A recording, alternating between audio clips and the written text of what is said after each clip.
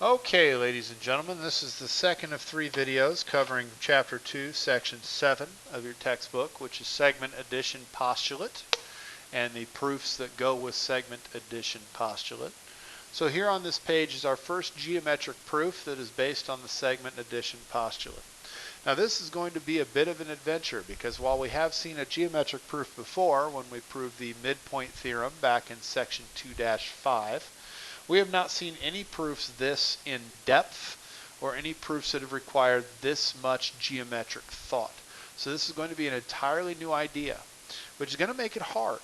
Now that's fine. You're students. You're supposed to struggle in order to learn. There's nothing wrong with that. What would be wrong would be if you didn't put in enough effort and you didn't try. Okay? So I need your best effort out of this. I need you to think things through the best that you can. We're going to do 2 examples in this video. The first one here is harder in my opinion than the second one. Then in the next video we will do 2 additional proofs. So we're going to jump right in here. Remember that when we're doing a proof of a conditional statement, an if-then statement, the hypothesis of that if-then statement, that's the portion between the words if and then, is our given information. So in this case, in this case, our given information is that segment CE is congruent to segment FE and segment ED is congruent to segment EG. That information makes up the hypothesis of our if-then statement. We are being asked to prove the conclusion of that if-then statement, which is that segment CD is congruent to segment FG. Now when we do a geometric proof, we have to develop a basic plan. Remember that the goal is to take the given information and use deductive reasoning, what we talked about in section 2.5, the law of detachment, the law of syllogism, to build an unassailable argument that takes us from our given information to our information that we are asked to prove. So that basically is going to come in a couple of stages. The first stage, we're going to gather all of the information that we possibly can. So we're going to do a gather stage, okay? After we gather all the information that we can gather, we are then going to manipulate what we've gathered into what we need. Okay, so it's a gather stage followed by a manipulate stage. The goal, again, the last statement in the proof should read segment CD is congruent to segment FG. So that's where we're trying to get to. That is the ultimate goal. Now early on it's going to be tough to see how to get there, but the more of these you do, the more patterns you're going to see in how these problems are approached, and the quicker you're going to have this click for you. This does eventually click for everyone who keeps working at it. The problem is that people don't keep working at it. They don't have any grit. So you need to be tough and you need to keep working through these problems. Now, every geometric proof starts exactly the same way. So the first step should be easy to figure out. We always state the given information, which is that CE is congruent to FE, segment CE is congruent to segment FE, segment ED is congruent to segment EG. That information was given, so the reason why it is true is because it is our given information. Now those statements themselves are not horribly useful to us because at this point in the class we only have one theorem, the midpoint theorem, and the word midpoint doesn't appear anywhere in this problem, so that's not going to do us any good. We only have a handful of postulates, only one of which has a name. That's the segment addition postulate. We will use that, but not yet. We have a number of definitions that might come in handy. But all of our properties, every single property that we have available to us is a property of equality, which means it's a property that can only be used on equations. They're no good to us as congruent statements. So the first thing we do, and this is going to be a pretty standard step in these proofs, we will do this almost every single time, is we're going to take the fact that these are congruent statements and we're going to use them to make an equality statement. What I mean by that is segment CE is congruent to segment FE. What that really means is that the length of CE or the distance between C and E, is equal to the length of FE. The length of ED is equal to the length of EG. We can't use any of our properties on the statement in statement 1. We can definitely use those properties, addition, subtraction, multiplication, division, substitution, reflexive, symmetric, transitive, the ones we talked about in the last section. We can use those on the statements that we made in statement 2. Now there's not a whole lot of difference between these two, but the reason why these two equations are true is because that's what congruence means. That is the definition of the word congruence, is that segments, if they are congruent, they have equal length. Lengths are equal, segments are congruent. So if we take our segments and we talk about, well, what does that mean if segment CE is congruent to segment FE? That means that they are the same length. That's the reason there we will always use is the definition of congruence. Now the only other information that we can gather here, the only other gather step, is that there are two sets of points in our picture that fit the segment addition postulate. If we look at the picture, C, E, and D are collinear points. E is between C and D. So according to the segment addition postulate, the length of CD is the length of CE plus the length of ED, because E is between C and D. We can do the exact same thing with FE and G. FE and G are collinear, with E being between F and G. So we can state that the length of FG is FE plus EG. Now the reason why I'm writing both of those statements on step 3, okay, it's like a double statement, is because they have the same reason. Both of those statements are true because of the segment addition postulate. Now remember that proofs are extremely formal. We really should not be abbreviating anything until our geometry teacher says that we can. So step 3, we would write out our two segment addition postulate statements that we grabbed from the picture. That finishes the gather stage of the proof. We have gathered all of the information that we possibly can from our givens and from our picture. That has given us 4 equations. 2 equations are listed in step 2, CE equals FE and ED equals EG. And 2 equations are listed in step 3. Those are our segment addition postulate equations.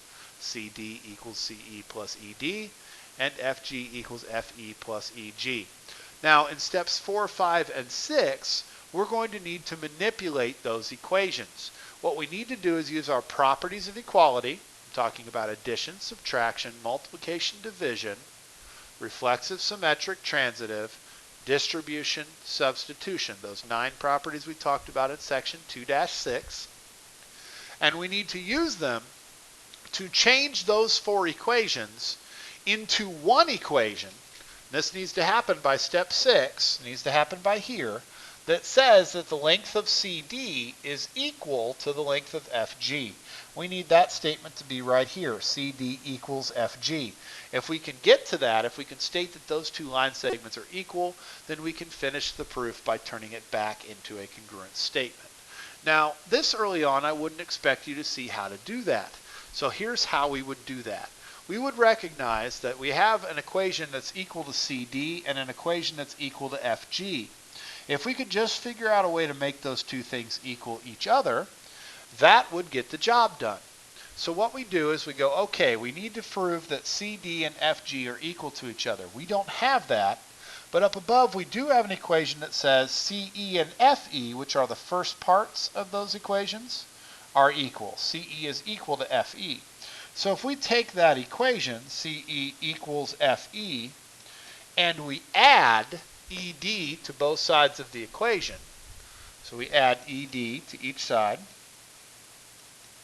we have a property that allows us to do that, the addition property, so that would be a good step to take towards our goal. Now the reason why that is moving us towards our goal when we use the addition property there is now if we look, the left side of that equation, CE plus ED, perfectly matches my equation for CD, and the right side of the equation, FE plus ED, is fairly close to the right side for FG. That's actually going to be our next step, is to make the right side of that equation perfect. See, right now, if we look, FE plus ED, FE plus EG. So we need to turn ED into EG. Fortunately, the only equation we haven't touched yet says that ED and EG are congruent, or equal, which means we can take ED out and put EG in. We can substitute, okay, we can use our substitution property to put EG in here for ED. So we do that, okay? We say, all right, we're going to leave the left side of our equation completely alone. CE plus ED equals, we're going to leave FE alone, but we're replacing ED with EG. And again, the reason we're allowed to do that is ED and EG are equal, which means that one can replace the other in any equation. That is the actual use that I promised you for the substitution property. I don't know why I'm writing down subtraction property. This is the substitution property of equality. If A is equal to B, then I can replace A with B in any equation. So now we have what we need to get to where we need to go. You don't see it because you don't have any experience. Look here. CE plus ED, we're going to replace that with CD because CD is equal to that, CE plus ED. On the other side, we have FE plus EG. We're going to replace that with FG. So we're going to carry out another substitution step, only this time we're going to replace the left side of the equation, the blue part, with CD, and the right side of the equation, the pink part, with FG. We, in both cases, are using the same property to do that. That's why we're allowed to do it in one step, because both have the same reason, which is the substitution property. Since we have now stated that the length of CD is equal to the length of FG, that means that segment CD is congruent to segment FG, because that is the definition of congruence. Any time that we need to convert back and forth between a congruent statement and an equality statement, an equation, we can do that using the definition of congruence, because congruent means that any measure is equal. Length is equal, angle measure is equal. That's what congruent means. That's the definition of congruence. So that would be a completed proof. Notice that statement 7 is what we were trying to prove. So let's do another proof. This one is a little bit easier in my opinion than that one was. Here is the proof. Okay. Every single geometric proof starts off the same way, by restating the given information. So in this case, we would state JL, segment JL, is congruent to segment KN, because that information is given. You'll notice the only difference between step 1 and step 2 is that we've changed congruence into equality. We've already talked a couple times about how we do that. We're doing that because that is what congruence means. That is the definition of congruence. We are able to state that if two line segments are congruent, that means that the word congruent is telling us that the lengths are equal. Now, when it comes to step 3 in the segment addition postulate, we have a couple of options up there in our picture for sets of 3 points where one point is between two other points. So part of the challenge is figuring out, well, which ones do we need? The answer lies in step 2. If you look at the picture, JL, that line segment, JL, has a point in between J and L. K is between J and L. So we should write one of our segment addition postulates to state that JL is JK plus KL, because K is between J and L. We should make the exact same argument for segment KN, the other given, the other side of the given. L is between K and N, so we can state that Kn is KL plus Ln. Again, a double statement because they both are done using the segment addition postulate. Now here is where we get to, we have to spot it, and this is the part that's hard. Our gather stage is over. We move into our conversion stage, our manipulation stage. Okay, so we need to ask ourselves, where the heck did the equation in step 4 come from? Well, what they've done is they have plugged JK plus KL into step 2 for JL, and they have plugged, trying to use my various colors, KL plus KLN into equation 2 on the right side for KN. You should be able to see that with the color coding, okay?